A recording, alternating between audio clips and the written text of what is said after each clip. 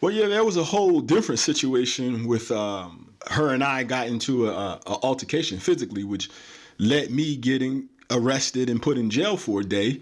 And after that, I was suspended from my job. I was given a letter of reprimand. I was fired for the most part.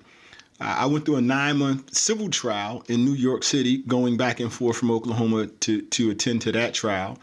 All the while, I had to also talk with that lawyer and get documents from that lawyer to ship them back to North Carolina to my child custody lawyer, my divorce lawyer, because she was also now trying to get custody of the children in North Carolina through my arrest in New York City. So I got an assault case in New York City that I'm fighting, custody case in North Carolina that I'm fighting, a child welfare case in Oklahoma because she sent all of this paperwork in lieu of trying to get custody in North Carolina. She came up with a plan to send paperwork to CPS and my home state, Oklahoma, and had child welfare in my city come after me that I was abusing my kids, which was totally false. But they came after me based on the information she provided. And of course, since I'm in the Army, the local CPS now turns that over to what we call family advocacy, which is the Army version of CPS. So I got a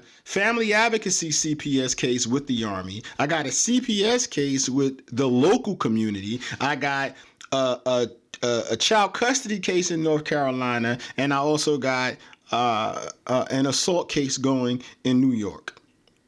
All of this stuff happening simultaneously, on top of me being suspended, reprimanded, and relieved from my position of duty in the Army, which they was trying to force me to retire at that point, because when this happened, I was at 19 years and, you know, you could retire at 20.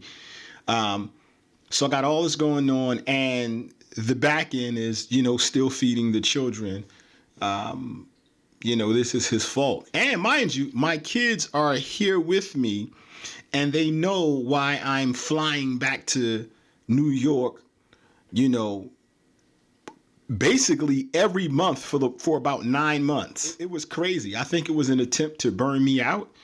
I definitely know that on the lawyer's part in New York City, it was an attempt to burn me out. Like, who has money to keep buying this many plane tickets only to get to court? And you know how court go, oh, we don't have this piece of paper, or, oh, we didn't get this document, or, oh, we need another day. And that was literally happening. I was spending hundreds and thousands of dollars on plane tickets, flying back to New York City only to get to court, to be in court for 20 minutes, to be in court for 10 minutes, because the prosecutor, he forgot something or he didn't have something. And, you know, we're trying to tell the judge, like, hey, you know, I'm coming from Oklahoma. These plane tickets is costing me $600-700 a pop. And you know, drop the case, you know, and all of that was a ploy to help her get the children back. You know, if I had pleaded out and been guilty, I'm guilty. Everybody, you know, this could have been a very bad domino effect. Oh, I'm guilty of assault. I'm dangerous. Go to North Carolina, tell that to the judge. Oh, he assaulted the mom. He's dangerous.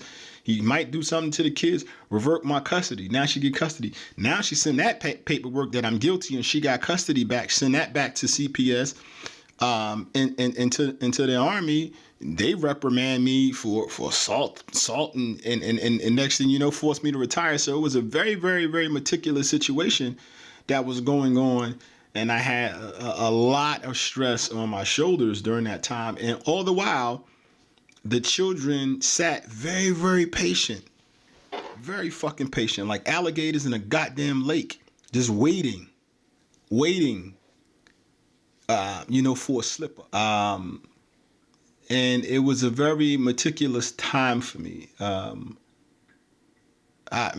didn't like that time. I didn't like that time at all.